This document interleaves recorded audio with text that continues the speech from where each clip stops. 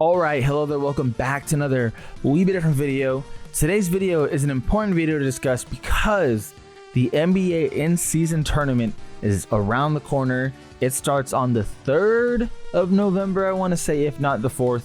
But anyway, it's very, very near, and a lot of people have no idea what it's going to look like. They're kind of just like, oh, we know an in-season tournament's coming, don't know the rules of the format. Well, this video is for you. Also, we will talk a little bit about the grouping and kind of just guess who will come out of which group. But anyway, let's talk about the NBA in-season tournament and break it down for you guys so you guys understand completely how it's going to go down. And of course, we'll flick through the frequently asked questions as well just to clarify anything. So the important thing to know here is group play games. The first two stages in the in-season tournament will take place on Tuesdays and Fridays in November. On these tournament nights, the only NBA games scheduled will be group play games. Now, for those of you wondering what is group play, I'm just going to jump straight down to show you guys. These are all the groups for the in-season tournament. These groups, they will all play each other one time.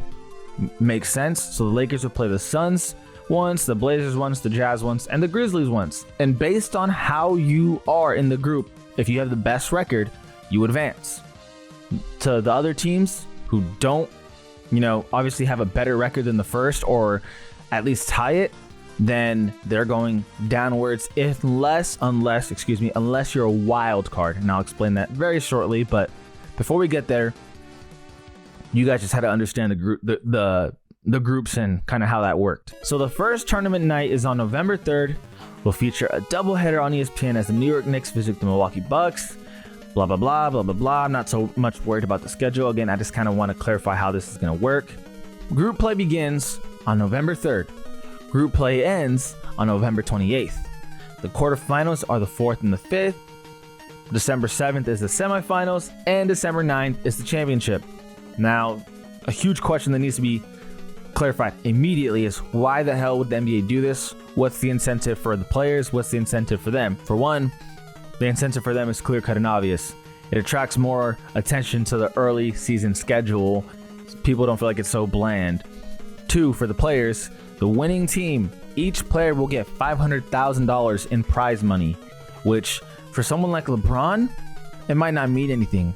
But for a second-round pick who doesn't even get, a whole lot of money, that's huge. That is like, for someone with $1 million contract, that's a 50% increase in pay that year alone. So everyone, is going to be fiending. A lot of the young players are going to be like, hey, I need you to step it up. I need you to do this for me, bro. I need that bag. So definitely going to test early on some leadership. So right here, each team will play 4 designated group play games from November 3rd to November 28th. As mentioned before, 1 game against each opponent in its group, with 2 games at home and 2 games on the road. As previously announced, all 30 NBA teams have been randomly drawn into groups of 5 within their conference based on win-loss records from the 2022-2023 regular season. Now, so we'll talk about if you advance. 8 teams, 4 per conference, will advance from group play into the second stage of the in-season tournament, the knockout rounds, which is single elimination, but for those of you wondering, there's only 3 groups on each conference. There will be 1 wild card. The wild card team is essentially the second best team from a group that's better than the rest of the group's second best team. So no matter what, one team, even if, let's say the Lakers have a better record than everyone in this group, mathematically, I don't even know if that's possible, but let's just say it happened, okay? What would happen is someone still has to come out of this group, kind of like football. Someone has to come out of a division, but the wildcard team is just the team that didn't really match up well versus the very best team of that group. Let's say the very best team is the Suns. They went undefeated. Lakers only lost once, and that was to the Suns. Well, if no other team was as good as the Lakers get to advance as a wild card. Anyway, continuing on from there, the knockout rounds is single elimination, which starts at the quarterfinals. Again, because you have 8 teams per conference. 4 teams per conference. The knockout rounds will consist of single elimination games in the quarterfinals, Monday, December 4th and Tuesday, December 5th. Semifinals, Thursday, December 7th, and championship Saturday, December 9th. These games will be national televised, the quarterfinals. I mean, a lot of these games will be nationally televised anyway, but especially the quarterfinals, semifinals, and championship will be heavily marketed, let's be honest. The quarterfinals will be played in NBA team markets, meaning there will be home advantage, but the semis and the championship will take place at T-Mobile Arena in Las Vegas, meaning there is no home court advantage. You're just pulling up to a neutral site. Huge question being answered here. The 67 games across both stages of in-season tournament will count towards the regular season standings except the championship. Reason being is because the championship would make it 83 games for the two teams meeting there. The reason why it would be an extra game is because the other teams, they only have 2 makeup games. So for the teams that don't advance, right, the teams that get knocked out early, the 22 teams, they only get 2 makeup games, which isn't on schedule now. That's going to be added later on. So those 2 makeup games would make up the quarterfinals and the semifinals, but that doesn't make up the championship. And the same with the people that lose in the quarterfinals. They play the quarterfinals and then they play again against whoever lost the quarterfinals on the other conference. So they would get that second game. And of course, if you lost in the semis, well, you got your second game. You got your second game because you played in the quarters and semis. So what's interesting here, very interesting, is so obviously Friday and Tuesday is the tournament days, but it's weird because, for example, the Sixers play on the 10th, the 14th, the 17th, and the 21st. The Cavs have tournament games on the 3rd, the 17th, the 21st, and the 28th. So they're very spread out, right? They're very, very spread out. But also, in between these tournament days, they also have their regular games, which still matter, of course, because it's part of their record, but it doesn't affect the group play schedule at all. So even if, let's say the Cavs win 4 of these games, but all the games in between they lose all of them, it doesn't matter in terms of the tournament. It matters in terms of the regular season, but in terms of the tournament, it does not matter at all. It only matters these 4 games. So as of this recording, we're actually going to go down to this specific conference. I already have it in mind. The Rockets, they're 0-3 as of this recording. Let's say they won all 4 of these games, right, on the 10th, 17th, 24th, and 28th. It doesn't matter if any of the games they lost in between, they lost, because realistically, they're just not a good team, right? They're not someone you expect to make the playoffs. Rockets fans might be hopeful of that, but it's looking dim already. But I mean, again, it is early in the season. 0-3 isn't the end of the world. Lakers started 2-10. But again, hypothetically, doesn't matter what they do before or in between. Only those 4 games matter. They have their chance at that 500K. So it's going to be interesting to see how some of these teams match up, in honestly like March Madness style play, to where one game, you get one game at a time as opposed to 82 games and then you make playoffs. Like, nah. Rockets players in their mind are like, these 4 games are madly important. I'm going to come out with a purpose. And then obviously in the single elimination, well, anyone can win in one game. In a basketball series, it's best of 7. So typically the best team does win. 99% of the time, the best team does win, barring any injuries. But with this single elimination, any team can win. Absolutely any team. So that explains that. But to those of you that are a little confused still, we are going to be going to the frequently asked questions part of the video, or also part of the article. What is the NBA in-season tournament? It is a new annual competition for all 30 teams that will debut in the 2023-2024 season. I already explained why they're adding it. Let's be honest, it's about money. When is it? Starts on November 3rd on Friday, and it ends on with the championship on Saturday, December 9th. Where will the in-season tournament be played? All tournaments will be played in NBA team markets except the semifinals and championship, which we discussed earlier. What does the champion of the in-season tournament receive? The champion will receive a new trophy, the NBA Cup. In addition, a prize pool will be allocated to players on teams that qualify for the knockout rounds, with allocations increasing depending on how far a team progresses in the tournament. Will top performers from the in-season tournament be honored?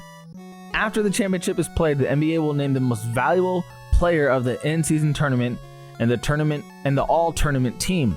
Selections will be based on the player's performance in both group play and knockout rounds. What is group play? We explained that earlier, but I also find that interesting because, again, let's take the Laker group, for example. If Austin Reeves has 50-point games in these 4 games that they play, but in between has complete duds of 0-point games, those 0-point games do not matter. What only matters is the 4 games. And the reason why I find that funny is because the tournament games are played in between the regular season games. So, because technically all these are still regular season games, they just count towards the in-season tournament. So now I have to say regular season games because look what they made me do. Again, just to clarify which teams advance to the knockout rounds, 8 teams will advance to the knockout rounds. The team with the best standing in group play games in each of the 6 groups, and 1 wild card from team from each conference. The wild card will be the best team from each conference with the best record in group play games that finish second in its group. So this is something I tried to clarify earlier, but I'll say it again, just in NBA's words. Why are there 2 games labeled as TBD on each team's 2023-2024 regular season schedule? Every team will play 2 regular season games, including the in-season tournament quarterfinals and semifinals for qualifying teams during the week of December 4th. The 22 teams that do not qualify for the knockout rounds will play 2 regular season games during tournament off nights that week, December 6th and 8th. The 4 teams that lose in the quarterfinals will play a regular season game on December 8th. This one's really cool. So 14 group play games, 2 games on each tournament night, and all 7 knockout round games will be nationally televised. I think that is beautiful because everyone from any fan base really has a chance to really lock in and see how their young players act in a really competitive environment. Because don't get me wrong, obviously you want to see your young players go off in the regular season, but you also want to get them experience with something on the line. You know, teams on contenders, they're playing for a championship. Teams on players on development teams, that is something different because a championship really isn't the realistic path. So they're just playing for, experience. Well, with this added, they can get some important experience and some clutch times in these group games because, again, they are playing for something. So again, hopefully that I answered all of your questions. I am honestly really stoked for this to begin. Now, personally, let me make some predictions real quick on who I think is going to make it out of what group. So in terms of West A, I have to be extremely biased, and I'm going to say the Lakers because I'm a Laker fan. But the Suns would easily, if I wasn't a Laker fan, I would say probably Suns. But my biased me will always cheer for the Lakers. West B, the Nuggets are the favorite. Like flat out, they are the favorite. But I will be cheering for the Rockets because I'm here for the chaos, and I'm here to see the mayhem happen and the world freak out if the Rockets make a crazy run. Because again, as of this moment, they're 0-3. They're not considered to be threats for the title. But for them to make some noise in the in-season tournament would be pretty badass. For West C, I would have... Oh man, the West C is tough because the Warriors, Kings, and OKC can definitely... I mean, even the Timberwolves, they can... 4 of the 5 teams I can 100% see coming out of this division. Or I guess group, right? I would say the Warriors or Kings. Fuck. Honestly, this one's got me stumped because legitimately I could see OKC, Kings, Warriors, or Timberwolves come out on top here. I'm gonna go ahead though and just for fun, call my shot and say the young OKC team is gonna make some noise in this tournament. I'm a huge fan of Shea. If you've been watching this channel for a while now, and I think the Thunder could take this group. So I'm gonna go with the Thunder here. And as a wild card team, I'm gonna choose the Suns because I'm choosing the Lakers to make it out of the group. In terms of the East, in East A, I would either have the Cavs or the Sixers. I would go with the Cavs, but I will be cheering for the Pistons again. I'm all here for the mayhem. Teams that aren't deemed contenders or deemed, serious favorites. I just want to see do work in the in-season tournament. I am here for the mayhem. In terms of East B, Bucks, Knicks, Heat, Wizards, or Hornets, I will be cheering for the Hornets, but I fully expect the Bucks to come out of this group. But again, I'm here for the mayhem. I crave that shit. In terms of EC, without a doubt, the Celtics are the favorite. And typically, I crave mayhem, but I don't think the Magic are the most fun team to watch. In my opinion, I love Paolo, don't get me wrong, but it's not very flashy basketball. And I feel like with the Rockets, they're just chucking shots up. With the Hornets, who doesn't want to watch LaMelo Ball? With the Thunder, Shai Gilgeous is insane. I think there's a gimmick to a lot of these teams, but the Magic, they play basketball, a lot more fundamentally sound than some of these other teams. But let me know what you guys think of the tournament. Let me know who you have getting out of what group. Again, I think this is going to be exciting. With every single one of these games being nationally televised, it's going to be a treat, added on to the regular season. And I think this was a huge W by the NBA. Because again, all these games still count towards the regular season. The only thing that doesn't count is the championship. But the championship, they're all playing for 500K. So everyone getting 500K. Now, granted, I think if that number went up to like 750K or a million, it would even be more interesting. More so a million. But it's the first year. Let's see how it goes. I think these teams definitely will care because, again, some of these veterans will have to take care of the younger players and be like, bro, I got you. So let's see if that happens. And let me know what you guys think because I am fucking stoked. As a Laker fan, let's come through with this NBA Cup. Let's be the first to take it. But anyway, I appreciate you guys for watching. As always, this is All We've Been Different. All We've Been Different. And we out.